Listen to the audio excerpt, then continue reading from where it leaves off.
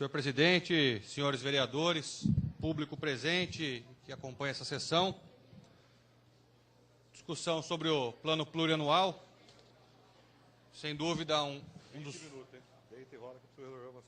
dos instrumentos mais importantes do município, da gestão pública e da organização orçamentária. É o plano que vai reger os gastos da administração nos próximos 4 anos. Valor total de 7 bilhões 364 milhões, então bastante substancial.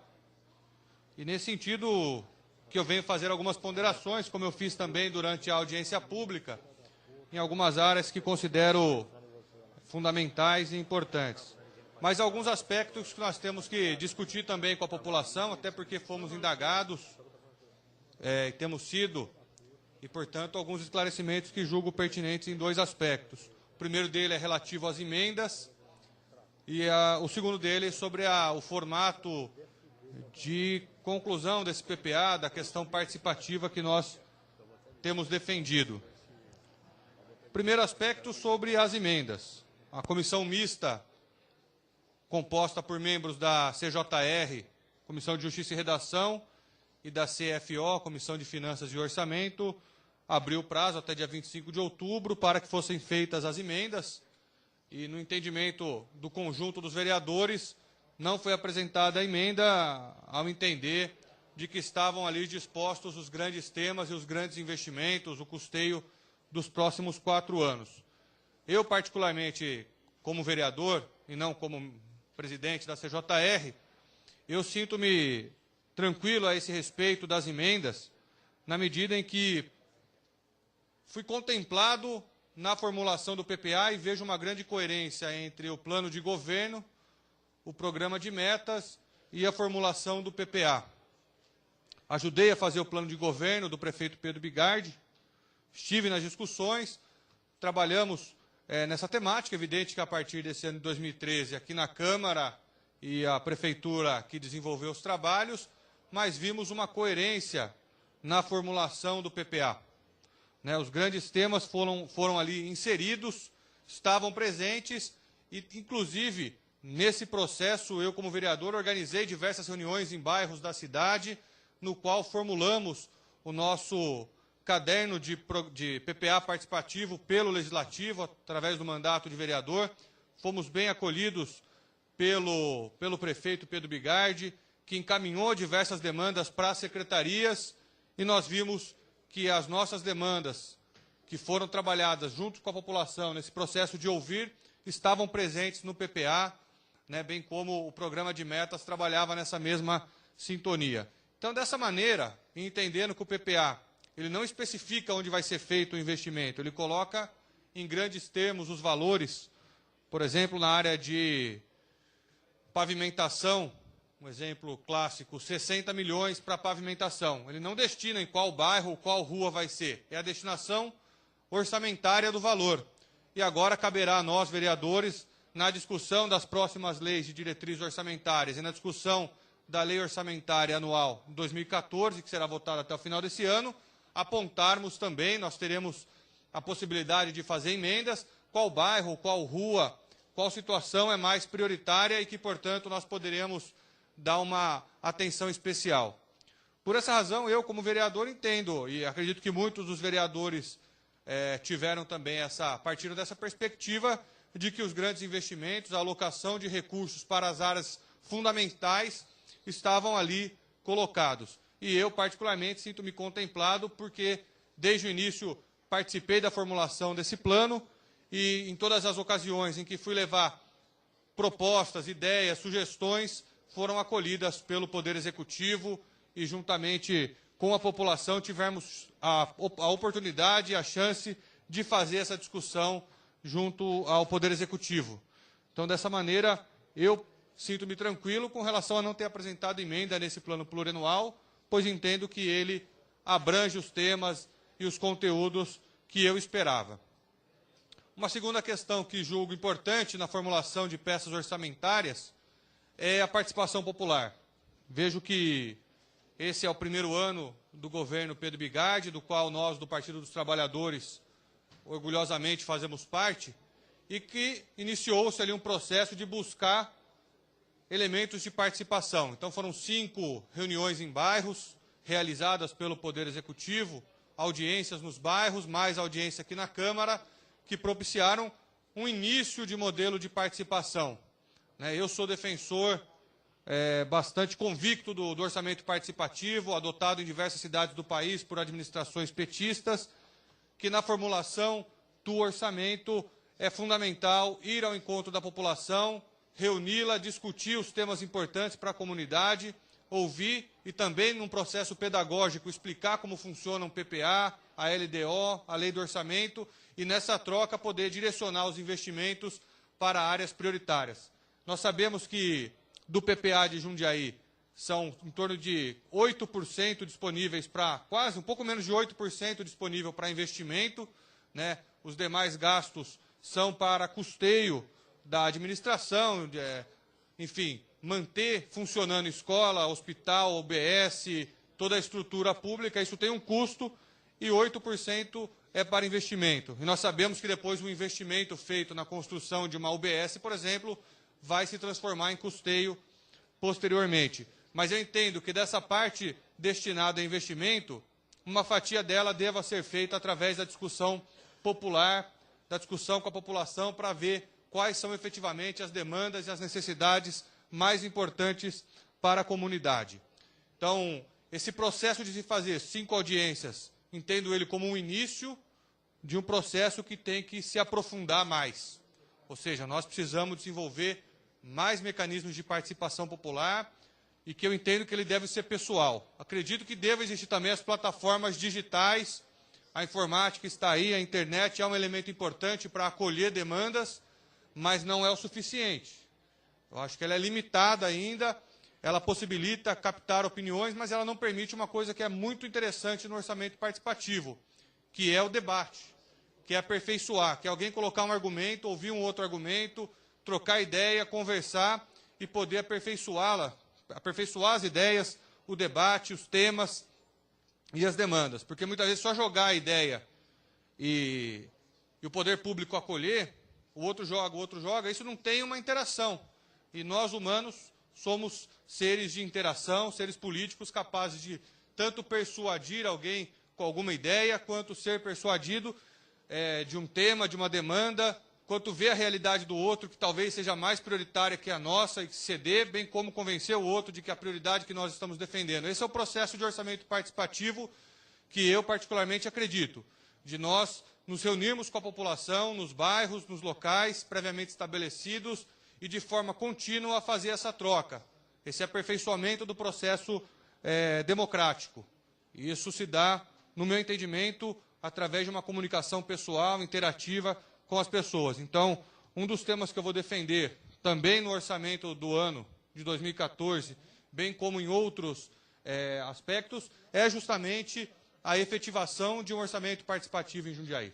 Bem estruturado, bem organizado e pedagógico também, porque não é fácil, muitas vezes, as pessoas compreenderem o processo que nós estamos falando de orçamento. Não é fácil chegar para alguém e apresentar um PPA, que está ali, são 600 páginas, e todo mundo tem a compreensão do que estamos tratando. Então, você está no bairro, no local onde a pessoa reside, na escola, enfim, nesses ambientes, e discutindo com a população, também é importante. É um processo pedagógico que eu considero fundamental. O saber popular, nesse sentido, é muito importante para se aprimorar as políticas públicas. Então, o orçamento participativo tem esse mérito. Um outro mérito pedagógico também é envolver os moradores, a população nas questões públicas da cidade. O que acontece muitas vezes é que a pessoa cumpre o seu papel de votar na eleição, e todos nós sabemos que é um papel fundamental, mas depois acaba não participando da vida pública da cidade ou do país, do Estado, nos 4 anos posteriores. O interessante do orçamento participativo também é envolver a comunidade, é trazê-la para as discussões dos grandes temas e propiciar um aprendizado contínuo, que a população se aproprie desses temas, entenda que ele é fundamental para organizar a vida e para propiciar a qualidade que nós queremos na gestão pública. A população participando o tempo inteiro, tendo conhecimento, fiscalizando, aprimora e bastante todos os processos públicos do orçamento e todos eles. Bem como eu acredito que o poder público aprende muito nessa troca com a população. Essa presença organizada, com método. Não é simplesmente ir, levar, trazer qualquer reunião. Não, tem um método de participação constante, contínuo, de você organizar a participação popular, dar as respostas, ouvir. O poder público também aprende muito com isso e se preocupa cada vez mais em ouvir as pessoas e em prestar conta de suas atividades junto à população, junto a todos aqueles que neste momento não se interessam, mas que devem se interessar e se envolver na política. Portanto, são peças orçamentárias bastante complexas, mas que nós temos o dever, nós vereadores, totalmente, vamos votar, vamos discutir, mas também um dever que eu considero muito importante de levar para as pessoas essa discussão, de envolvê-las nesses temas e de que as pessoas se apropriem desse debate e possam interferir com qualidade e com método nele. Então, são dois temas que eu gostaria de falar, que era das emendas, qual foi esse processo que nós chegamos nele, e segundo, a defesa do orçamento participativo. Entendo que um ano não era agora que ia dar para resolver tudo isso, mas temos que apontar nessa direção, né, de fazer, de organizar, e a Prefeitura dispõe de todas as condições. Eu, como vereador, continuarei fazendo isso, porque é uma convicção minha também, mas acredito que a Prefeitura pode e deve ampliar ainda mais a participação popular e o orçamento participativo. Então, se necessário for a emenda minha na lei do orçamento anual, vai ser nessa direção, de criar as condições para a participação popular, para o OP. Se nós temos que ter algum custo esse OP para se desenvolver na cidade, eu sou totalmente favorável, inclusive, a dispor da minha emenda na lei do orçamento para que ele se concretize em Jundiaí. Entrando no tema do PPA, eu destaquei alguns valores, alguma alocação de receitas que foram feitas no PPA. Alguns aspectos que, inclusive, eu comparei com o PPA anterior para ver se houve um foco maior, uma priorização maior de uma área ou de outra. E nós temos alguns temas na cidade de Jundiaí, e que eu acredito que sejam temas nacionais também, que têm causado mais problemas e trazido mais demandas ao poder público, ao poder executivo, ao legislativo. Nós estamos no dia a dia da cidade e sabemos disso. É saúde, é mobilidade urbana, educação, todos esses temas passam diariamente na cabeça das pessoas, nas demandas que nos chegam, nos telejornais, porque de fato são problemas. E eu fiquei satisfeito em ver investimentos maiores em algumas áreas. Uma delas, por exemplo, é a habitação, né, que também é um outro tema importante, talvez não diga respeito a grande parte da população de Jundiaí, uma cidade que, do ponto de vista da renda, está bem situada, mas que tem ainda os seus bolsões de pobreza, que tem ainda uma periferia marginalizada. Mas os investimentos em habitação, que eram da ordem de 40 milhões entre 2010 e 2013, foram para 69.518.000 nesse PPA.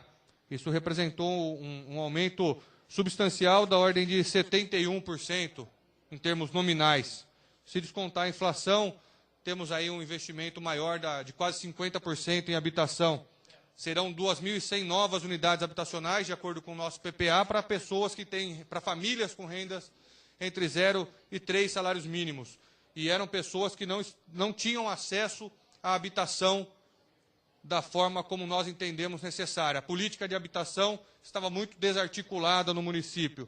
Então, esse compromisso de 2.100 novas habitações, são 2.100 famílias atendidas de 0 a 3 salários mínimos, e todo mundo sabe que é muito difícil ter acesso ao crédito bancário nesse sistema atual de habitação. Então, o programa Minha Casa Minha Vida, junto com o esforço do município, com esses recursos municipais da ordem aí de 70 milhões, serão fundamentais para concretizar isso. E o que nós temos visto já nesse ano é uma parceria muito importante criada entre a FUMAS, Caixa Econômica Federal, Governo Federal, Ministério das Cidades, trazendo recursos. São Camilo passando por um processo de reurbanização. Historicamente, o bairro do São Camilo com problemas na área de moradia, de urbanização, de correio, de uma série de coisas. Então, a urbanização ela vem trazer direitos, tanto à habitação, quanto ao saneamento, educação, saúde, de qualidade para as pessoas que estavam marginalizadas. No São Camilo, por exemplo, são 400 unidades habitacionais. É algo significativo para dar dignidade a uma população que não estava recebendo, no nosso entendimento, a devida atenção do poder público. Considero importantes também os investimentos na área de mobilidade urbana, que cresceram aí, vão chegar a 708 milhões de reais nos 4 anos. É um valor bastante significativo, da ordem de 180 milhões de reais por ano, um aumento de 44,95%, que pode representar aí 20% acima da inflação. Então, é uma prioridade. E, além disso, recursos do governo federal chegando, BRT, 106 milhões, e esse esforço tem que ser contínuo, né? O último ano desse PPA cai no próximo governo. Então, esse esforço tem que continuar. As medidas de investimento na mobilidade urbana devem ser incentivados, e principalmente no transporte coletivo. Então, nós estamos vendo aqui 10% da arrecadação bruta destinada à mobilidade urbana. É um valor significativo. Na saúde, aumento, crescimento nominal de 52%, partindo de 1 bilhão e 35 milhões no último PPA, para 1 bilhão 574 milhões nesse PPA até 2017, que representam mais de 21% do orçamento do município, priorizando o PSF, como eu falei na audiência pública, atendendo 500% mais através do Programa Saúde da Família. Estavam aqui as agentes comunitárias de saúde, sem dúvida nenhuma merecedoras de reajuste salarial, de melhores condições de trabalho e de mais contratações, porque o Programa Saúde da Família, aquele que vai visitar as pessoas de forma regular e constante, propiciam a prevenção, a promoção da saúde, a detecção de problemas de doença, e estabelece um elo importante do Sistema Único de Saúde, que é da unidade básica, com as famílias, com o conhecimento da população do local, sabendo que não se deve adoecer para procurar a saúde. A saúde ela tem que ser uma prática constante. A promoção de saúde e prevenção são duas coisas fundamentais. E aumentar em 6 vezes o número de equipes, chegando em 30 equipes, é algo que eu considero muito importante, e isso deve caminhar junto à valorização dos profissionais da área de saúde, todos eles que trabalham com atenção básica, atenção secundária, enfim, toda a saúde tem que ter essa valorização. Aprovamos nesse ano 2 projetos importantes dos técnicos de saúde, dos auxiliares, que são avanços importantes, e eu acredito que nesse diálogo com a Secretaria de Saúde não podemos jamais deixar de lado a questão dos agentes comunitários, até pela importância que tem desenvolvido e pela importância do programa, né? Dados da Organização Mundial de Saúde mostram para nós que a prevenção e a atenção básica à saúde propiciam 85% de solução dos casos.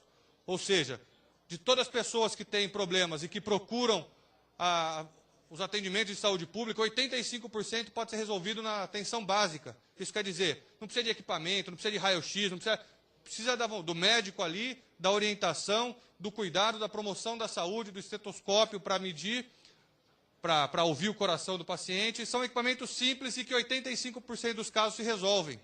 Não é?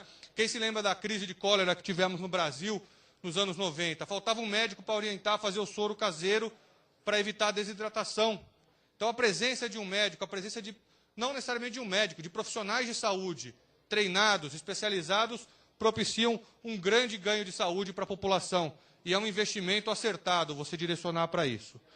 Um outro investimento que eu julguei muito importante foi o orçamento da cultura. Ele quase dobrou. Saiu de 28 milhões 791 mil no último PPA e foi para 56 milhões 987 mil, quase 60 milhões de reais destinados para a cultura. Na última até fiz um comentário que deveria ter chegado a 1%, que é um compromisso nosso de destinar 1% para a cultura. Cultura popular, cultura nos bairros, desmistificando que o acesso à cultura deve ser algo destinado a uma minoria que tem dinheiro, à classe média, aos ricos. Tem que ser destinado para toda a população. Então, você destinar dinheiro para a cultura, você melhora em todas as áreas, porque é um processo de valorização das pessoas, do acesso a bens culturais, enfim, tudo isso é uma necessidade que nós vemos também aqui no município de Jundiaí. São alguns pontos, então, que eu gostaria de destacar: cultura, habitação, mobilidade, saúde. Considero um acerto os valores alocados nestas áreas e julgo-me contemplado nesse sentido, porque participei e acompanhei de perto esse PPA, tive a oportunidade de, no processo de formulação do PPA, levar moradores, entregar um processo participativo junto com a população e ver que eles estão aqui atendidos. Então, dessa forma, é acompanhar o PPA, é acompanhar a formatação dos orçamentos anuais e nós, como vereadores, não só aprovar, mas fiscalizar também. E sempre lembrando que a participação da população nisso é fundamental. Então, favorável, evidentemente, meu voto e agradeço a todos. Muito obrigado.